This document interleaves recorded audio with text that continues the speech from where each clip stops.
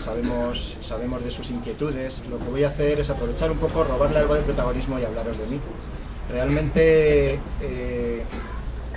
conocí a Víctor hace ya bastantes años, allá por principios de los 90, cuando acabamos coincidiendo laboralmente en una de las empresas de desarrollo de software de la época. Y bueno, pues fuimos trabando rápidamente amistad con esos intereses que nos unían, sobre todo la pasión por lo que yo llamo ciencias de la computación, porque la palabra informática suele quedarse muy corta en muchos aspectos, y también por la pasión que nos unía sobre la ciencia ficción. Yo la acababa de descubrir hacía relativamente poco y mi cerebro bullía con todas esas nuevas ideas y esos personajes y todos esos nuevos mundos que de repente veía que eran posibles. En aquella época, bueno, pues muchos de los presentes lo recordarán, pero para otros sonará casi a ciencia ficción realmente, ¿no? A pasado ficción. Eso, un pasado en el que no había internet, era una cosa de 4 frikis americanos, y en el que, pues para comunicarse unos con otros, un señor se montaba una BBS, un ordenador en su casa, y llamábamos por teléfono, por el módem, nos gastábamos un dineral en llamadas locales para conseguir conectarnos con 30 personas, nada menos. ¡Wow! 30 usuarios tengo.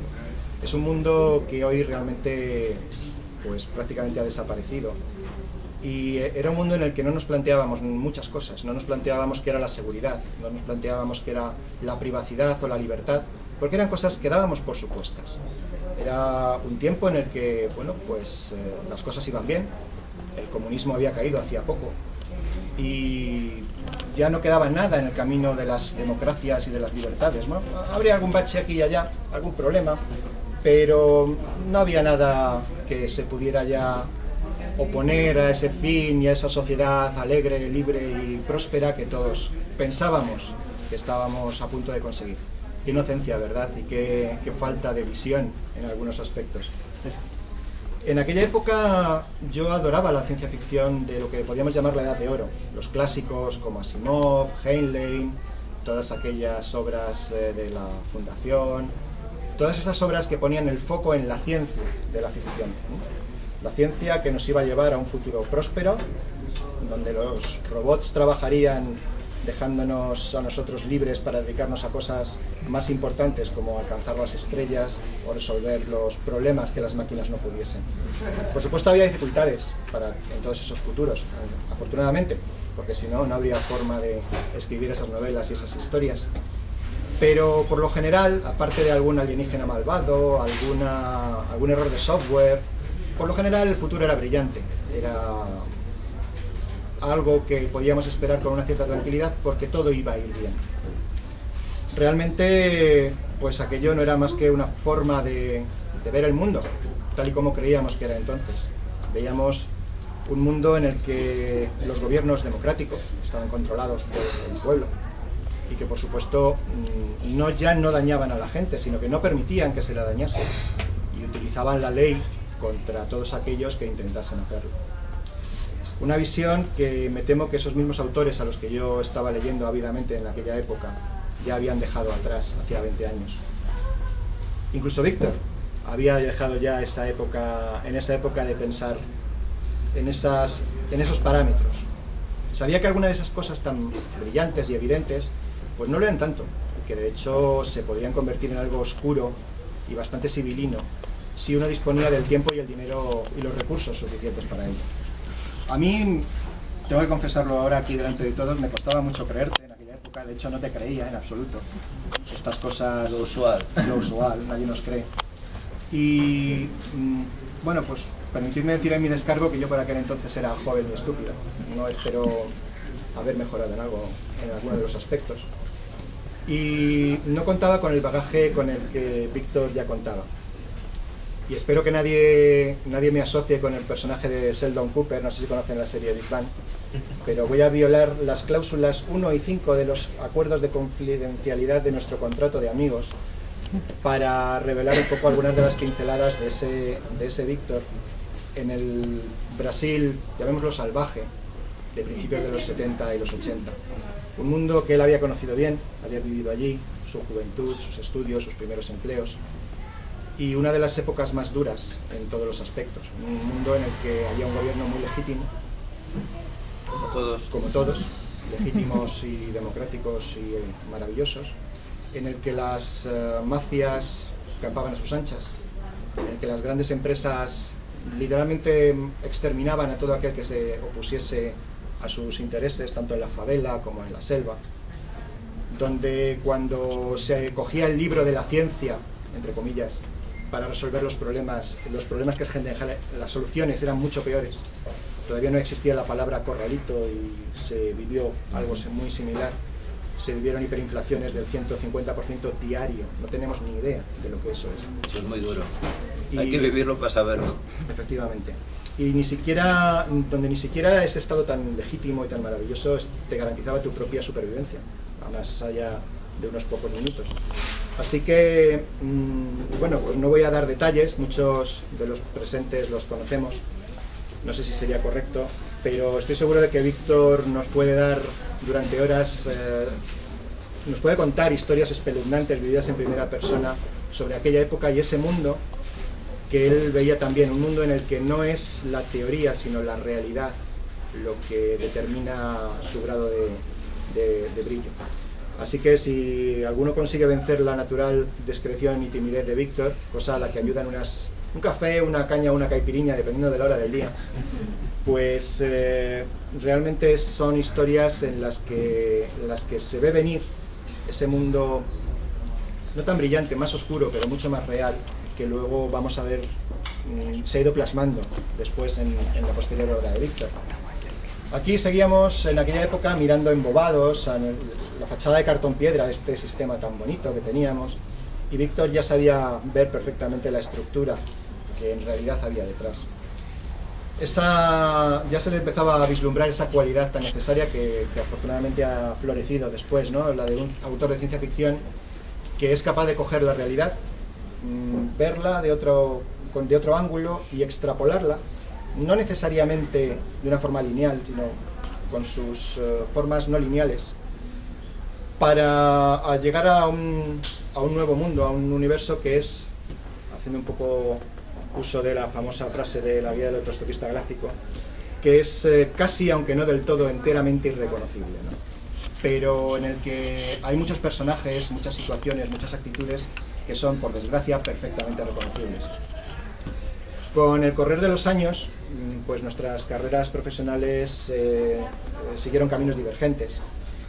Y bueno, pues Víctor ha seguido muy metido en el mundo de la informática y afortunadamente su pasión por la lectura de ciencia ficción se ha transformado en lo que hoy estamos celebrando aquí, en la necesidad y en la capacidad de crearla, no solo de consumirla. En estos años, aprovecho ya de paso para mencionarlo, que conste que no tengo nada que ver en el tema, hay montones de relatos que Víctor ha ido escribiendo, cuentos cortos, que es el género en el que uno desarrolla sus músculos y sus habilidades en estos mundos. Es la gran escuela. Y les recomiendo a todos que los busquen frenéticamente. Están dispersos por internet, hay diversos fanzines y revistas del género que los incluyen, y acaba de aparecer además una recopilación hace unos días, si no recuerdo mal, en formato electrónico por parte de la misma editorial, Now Evolution, que sinceramente recomiendo a todo el mundo porque es una oportunidad única para ver cómo nace y cómo va creciendo y evolucionando un autor desde cero prácticamente hasta convertirse en un autor maduro capaz de producir pues, un libro como el que tenemos aquí. Para mí es realmente un orgullo enorme el poder ver a un autor de ciencia ficción no solo ya un autor de ciencia ficción, sino un autor de ciencia ficción en español, en un país que como este está tan rezagado en este género como en tantas otras cosas, ¿no? Y además un autor que no solo es autor, no solo escribe, sino que además sabe muy bien de lo que escribe. Y es un maestro en la versión mundo real de esa tecnología de la que escribe, que también nos cuenta. Víctor reúne esas cualidades y muchas otras, y eso es lo que realmente le hace algo especial. Paralelamente, pues también hubo divergencia entre ese mundo en el que creíamos vivir, casi de gominolas, y el mundo que realmente teníamos, ¿no? No os voy a contar la historia que hemos vivido todos en la última década, ya la sabemos, no voy a cometer esos errores. Pero yo creo que la cascada de sucesivas burbujas que hemos ido viviendo, primero las .com, luego la burbuja crediticia, la hipotecaria, la vivienda asociada a ella, la deuda soberana en la que estamos metidos ahora por las consecuencias que todos conocemos, más bien, a lo mejor me equivoco, no es la sucesión de burbujas, sino la sucesión de los estallidos de esas burbujas. Es lo que demuestra que cada vez más los gobiernos son impotentes frente a las fuerzas económicas. Y como han pasado rápidamente de ser esos padres que cuidaban y que mantenían un poco las reglas del juego, a ser unas entidades bastante más duras, mucho más oscuras, que, bueno, pues tienen que hacernos todas esas cosas por nuestro propio bien, para protegernos. Generalmente para protegernos de los resultados de su propia incompetencia y de su propia incapacidad, pero eso es otro tema. Yo personalmente sigo pensando y sospecho que detrás de todo este rebrote del autoritarismo que estamos viviendo, en realidad solamente hay un montón de gente desesperada que intenta preservarse a sí misma. Por desgracia solo consiguen pegarse un tiro en el pie de vez en cuando, pero cambian el mundo y nos vemos obligados a vivir en el mundo que ellos cambian. Paralelamente con este tiempo, a mí me empezó a cambiar el gusto por los autores de ciencia ficción. Empecé a buscar otra ciencia ficción más oscura, más diferente, una ciencia ficción que ponía más el foco en los humanos que en la tecnología o en la ciencia que esa ficción desarrollaba. Porque al final somos nosotros, somos los héroes y somos los villanos, no hay nada nuevo bajo el sol.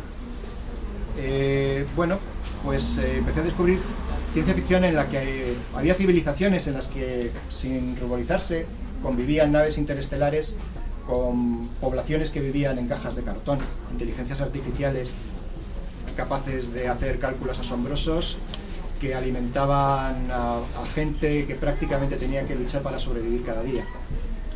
El cyberpunk de autores como El Neuromante de William Gibson, Bruce Sterling, Islas en la Red, o El mundo de los mercaderes de Paul, o algo que a mí me impresionó mucho, una obra en la que la tecnología es como una completa aberración al servicio de personas completamente aberrantes, como es el Axiomático, una colección de cuentos de Greg Egan. Y sobre todo, bueno, pues redescubrí con otros ojos al 1984 de Orwell y a ese mundo feliz de Huxley, que cuando era joven había leído y me habían aburrido soberanamente, ¿no? ¿Recuerdan aquello de que era joven y estúpido? Pues gracias a Dios conseguí verlos con otros ojos diferentes unos años después.